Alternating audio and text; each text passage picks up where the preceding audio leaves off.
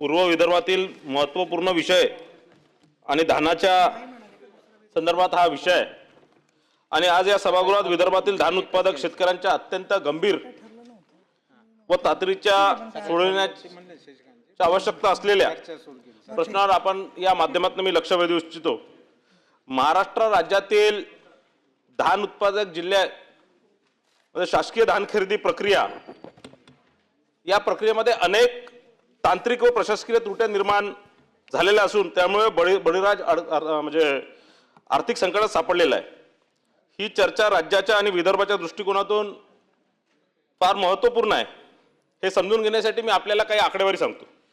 महाराष्ट्रात एकूण सुमारे 14.99 लाख हेक्टर क्षेत्रावर धानाची लागवड केली जाते, ज्यातून राज्याच्या वार्षिक धान उत्पादकमध्ये 32 ते 40 लाख मेट्रिक टन इतके होते। धान हे महाराष्ट्राच्या दुसऱ्या क्रमांकाचा महत्त्वपूर्ण पीक आहे आणि पूर्व विदर्भातील गोंदिया असणार, भंडारा, गडचिरोली, चंद्रपूर आणि नागपूर जिल्ह्यातील काही भागांमध्ये याची संपूर्ण अर्थव्यवस्था या पिकावर अवलंबून आहे। एकटा पूर्व विदर्भात 7 लाख हेक्टर क्षेत्रावर धान लागवड केली जाते। गोंदिया जिल्हा असणार, भंडारा जिल्हा असणार हे राईस सिटी धानाचा कटोरा म्हणून याला ओळखलं जातं, जिथे खरीप व उन्हाळी अशा दोन्ही हंगामात मिळून सुमारे 2.85 लाख हेक्टर धानाची शेती केली जाते आणि राज्याच्या एकूण ग्रॉस स्टेट व्हॅल्यू ऍडेड म्हणजे GSVA मध्ये कृषी क्षेत्राचा वाटा 12.1% आहे आणि वार्षिक सुमारे 2.28 लाख कोटी रुपयाचं उत्पन्न या क्षेत्रातून मिळते, ज्यात विदर्भातील धान पिकाचा वाटा अत्यंत मोलाचा आहे। चालू खरीप हंगामात 7,16,334 शेतकऱ्यांनी विक्रमी नोंद केलेली आहे आणि विक्रीसाठी नोंद केलेली आहे आणि ज्यांचे आर्थिक नियोजन पूर्णपणे धानच्या खरेदीवर अवलंबून आहे।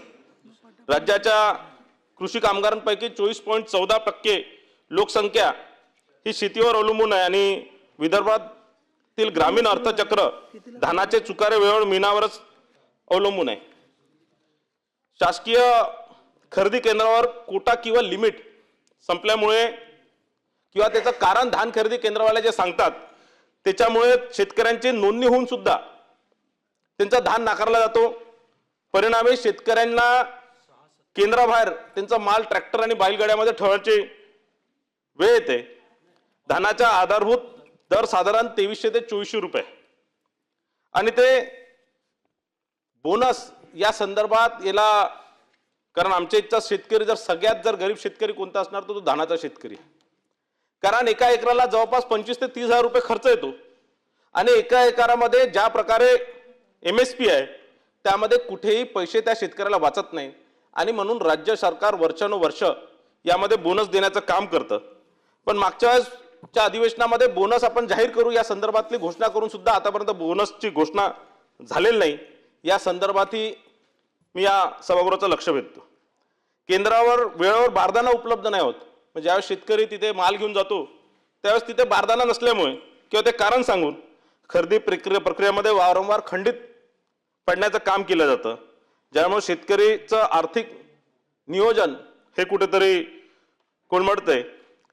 धानाच्या मोजणीचे पारदर्शक यंत्रणा नसल्यामुळे, म्हणजे डिजिटल वेइंग मशीन किंवा डिजिटल मॉइश्चर टेस्टिंग मशीन नसल्यामुळे 17% जास्त जे मॉइश्चरचं कारण देऊन धान नाकारले जातो आणि यात शेतकऱ्यांचा मोठ्या लूट करण्याचं काम धान खरेदी केंद्राच्या माध्यमातून होतं। साठवणुकीसाठी गोडाऊन पुरेसे नसल्यामुळे, त्याची क्षमता पुरेशी नसल्यामुळे कोट्यवधी रुपयाचं धान उघड्यावर पडू नये, ज्यामुळे पावसाने ते खराब होण्याची भीती आता मागच्याच निर्माण झाली आणि अवकाळी पावसामुळे तो मोठ्या प्रमाणात धान दरवर्षी खराब होतो। व्यापाऱ्यांच्या घुसखोरीमध्ये 7/12 धारकांच्या जे शेतकरी आहे त्यांना टोकन मिळणे कठीण झालेले असून ई-पीक पाणीतील तांत्रिक त्रुटी असणार किंवा भीम पोर्टल ॲपमध्ये ब्लॉकमुळे किंवा हजारो शेतकऱ्यांना या सगळ्या बोनसपासून किंवा चुकाऱ्यापासून वंचित केले जात असतं। छत्तीसगडमध्ये ज्यावेळेस धान खरेदी केंद्रावर धान मोजला जातो त्याच्या 36 तासापासून ते 48 तासापर्यंत त्यांना त्यांचे चुकारे दिले जातात। मात्र महाराष्ट्रातील शेतकऱ्यांचे चुकारे धान खरेदीच्या वजनावर न देता तांदळाची CMR जमा झाल्यावर दिले जातात। यामुळे धान खरेदी होऊनही प्रत्यक्षात पेमेंट महिनाभरा उशिरा होतो, जो शेतकऱ्यांवर अन्याय आहे। खरेदी केंद्रावर बारदाना व मजुरांची टंचाई असल्यामुळे मुख्य कारण म्हणजे जी मजुरांची कमतरता तिथे असते, त्याचं मुख्य कारण म्हणजे 2016-17 पासून 11.75 प्रति क्विंटल अशी मजुरी दिल्या जातं, जी आज बाजारात जवळपास 25 ते 30 रुपये आहे। त्या जुन्याच मजुरीमुळे तिथे कोणतेही मजूर मिळत नाही, म्हणून माझी या माध्यमातून विनंती आहे की हे 25 ते 30 रुपये यामध्ये केले पाहिजे। शासन जे 17% मॉइश्चर पर्यंत धान खरेदी करण्यास सांगतात, मात्र साठवणुकी दरम्यान धानाची जी मॉइश्चर आहे, ओलावा आहे, तो निसर्गाने कमी होतो। कारण हा तसं बघितलं तर धान खरेदी झाल्यानंतर त्याची 3-4 दिवसात उचल झाली पाहिजे, त्याच्या मिलिंगसाठी त्याला उचलला गेला पाहिजे, त्या शेतकऱ्याला पेमेंट मिळालं पाहिजे आणि त्यानंतर शेतकऱ्याची कोणतीही जबाबदारी नसली पाहिजे। पण ते उचल होत नसल्यामुळे प्रत्येक किलो मागे, प्रत्येक बोऱ्यामागे 5 ते 7 किलोची घट त्यात होतं आणि ही घट धान खरेदी केंद्राला किंवा राज्य सरकारला किंवा इतर कोणाला मिलिंगवाल्यांना हे सोसावं लागत, ती शेतकऱ्यांना सोसावं लागतात। ज्यावेळेस धान खरेदी केंद्रावर ज्यावेळेस शेतकरी येतो, त्या बोऱ्यामागे एका प्रत्येक बोऱ्यामागे 5-7 किलो धान जास्तीचा त्यामध्ये त्यांच्याकडनं घेतला जातो आणि हेही निश्चितच आमच्या भागातील शेतकऱ्यांवर मोठा अन्याय आहे। गोदामाची पुरेशी क्षमता नसल्यामुळे धान उघड्यावर पडलेलं असतं, मिलिंग प्रक्रियेला 6 ते 8 महिने त्यात लागतात, पण शासन गोदामचे भाडे फक्त 2 महिन्याचे देतात आणि कमी भाड्या दिल्यामुळे खाजगी गोदाम उपलब्ध होत नाही आणि कोट्यवधीचा धान हा रस्त्यावर पडला असतो, पावसात पडला असतो, उघड्यावर पडला असतो। छत्तीसगड राज्याच्या धर्तीवर किसान पोर्टल आणि तुहर टोकन ॲप महाराष्ट्रात कार्यान्वित करण्यात यावे, ज्यामुळे नोंदणी पासून चुकाऱ्यापर्यंत प्रक्रिया डिजिटल व पारदर्शक होईल। तेलंगणा राज्याप्रमाणे महिला बचत गटांच्या माध्यमातून ही सगळी खरेदी केली पाहिजे। शासनाने खरेदीनंतर 48 ते 72 तासाच्या आत किमान 80% चुकारे थेट शेतकऱ्यांच्या खात्यामध्ये जमा केले पाहिजे आणि हे बंधनकारक केले पाहिजे। हा एक नियम तयार केला पाहिजे की 48 तासात शेतकऱ्यांच्या खात्यामध्ये ते पैसे जमा झाले पाहिजे। सर्व केंद्रावर डिजिटल वेइंग मशीन किंवा मॉइश्चर टेस्टिंग मशीनचा वापर अनिवार्य केला पाहिजे, जो आपण कागदावर करतो पण ॲक्च्युअल तिथे इम्प्लिमेंटेशन होत नाही। जो पारंपरिकरित्या जे काटे असतात त्यामध्ये मोठ्या प्रमाणात काटा मारला जातो, मोठ्या प्रमाणात शेतकऱ्यांची लूट केली जाते, तेही कुठेतरी या सगळ्या पूर्ण प्रक्रियेमध्ये धान खरेदी प्रक्रियेमध्ये कुठे सगळीकडे मानवी हस्तक्षेप कमी करण्यात आला पाहिजे। याच्यामध्ये मोठा भ्रष्टाचार तिला संपुष्टात आणला पाहिजे। ई-पीक पाहणीतली त्रुटी सुधारण्यासाठी जिल्हाधिकारी स्तरावर विशेष तक्रार निवारण कक्ष स्थापन करून 7-12 विसंगती प्रश्न युद्ध पातळीवर सोडवले पाहिजे। व्यापारी घुसखोरीमुळे मोठ्या प्रमाणात या सगळ्याच्यात मोठ्या प्रमाणात भ्रष्टाचार होतो, मोठ्या प्रमाणात ते सगळे या शेतकऱ्यांकडून कागद घेऊन या सगळे जे खरेदी प्रक्रियेमध्ये त्यांना कमी पैसे देऊन त्यांच्याकडून त्यांचा माल घेतला जातो। हे अनेक असे विषय या माध्यमातून समोर आलेला आहे। प्रशासनाने हेक्टरी 20,000 रुपये बोनस देण्याच्या संदर्भात मागच्या वर्षी घोषणा झाली होती, ती आतापर्यंत नाही। गोंदिया जिल्ह्याचं जर मी सांगितलं तर एकूण पात्र 1,35,013 शेतकऱ्यांपैकी 6,600 शेतकऱ्यांचं अजूनही 15,71,77,000 देणे बाकी आहे। भंडारा जिल्ह्यात बोनससाठी 213 कोटी 12 लाख रुपये निधी प्राप्त झाला, मात्र वितरित प्रक्रिया रखडलेली आहे। गडचिरोली जिल्ह्यात रब्बी हंगामातील 65 कोटीच्या धान खरेदीचे चुकारे आतापर्यंत शेतकऱ्यांचे बाकी आहे आणि राज्यव्यापी हे जे ई-पीक मध्ये ज्या त्रुट्या किंवा या सगळ्या ज्या प्रॉब्लेम्स आहे या मोठ्या प्रमाणात सगळ्या आहे। मी यामध्ये काही मंत्री महोदयांना प्रश्न विचारतो, कारण हा 3-4 विभागांचा प्रश्न आहे। एकाला आम्ही हे लक्षवेधी लावत असताना मला अनेक त्रास झाले, त्यानंतर हा अल्पकालीन चर्चा करत असताना कोणत्या विभागाला लावला पाहिजे, पणन विभागाला विचारलं पाहिजे, अन्न व नागरी पुरवठाला विचारलं पाहिजे। अन्न व नागरी पुरवठा विभागात आम्ही ज्यावेळेस या सगळ्या विषयाचा फॉलोअप करतो, पाठपुरावा करतो, या सगळ्या अडचणी आम्ही ज्यावेळेस सांगतो त्यावेळेस आम्हाला सांगण्यात येतं की केंद्र सरकारसोबत हा केंद्र सरकारच्या नियमाप्रमाणे चालतो, पण कुठेतरी राज्य सरकार आणि केंद्र सरकारमध्ये समन्वय साधून हा धानाचा वर्षोनुवर्ष दरवर्षी आमच्या भागातील सर्व आमदार, ते खालच्या सभागृहात सुधीर मुनगंटीवार असतील, नाना पटोलेजी असतील, विनोद अग्रवालजी असतील, की या सभागृहात अभिजित वंजारी असणार, मी असणार, की या ज्या आमच्या भागातले सगळे आमदार हा दरवर्षी हा प्रश्न उपस्थित करतात, पण दरवर्षी कुठे याच्यावर इथे उत्तर काहीतरी केंद्र सरकारचा हा विषय आहे, पणन विभागाचा हा विषय आहे, या विभागाचा तो विषय आहे, इथे आम्ही नवीन प्रक्रिया करू, नवीन काहीतरी करू, पण कोणतीही याच्यात काही सुधारणा होत नाही. याच्यात भ्रष्टाचारमध्ये दरवर्षी वाढ होत आहे. प्रत्येक धान खरेदी केंद्राचं वितरण करण्यापासनं तर मिलिंगचं अलॉटमेंट करण्यापासनं तर कोटा अलॉटमेंट करण्यापासनं या सगळ्यांमध्ये मोठ्या प्रमाणात भ्रष्टाचार आहे. तुम्ही आज धान खरेदी केंद्र वाटप करायचं आहे, त्यासाठी मोठ्या प्रमाणात पैशाची मागणी केली जातं. त्यानंतर त्याला कोटा किती दिला गेला पाहिजे, त्याचा किती खरेदीचा कोटा गेला पाहिजे, याच्यामध्येही मोठ्या प्रमाणात भ्रष्टाचार होतो.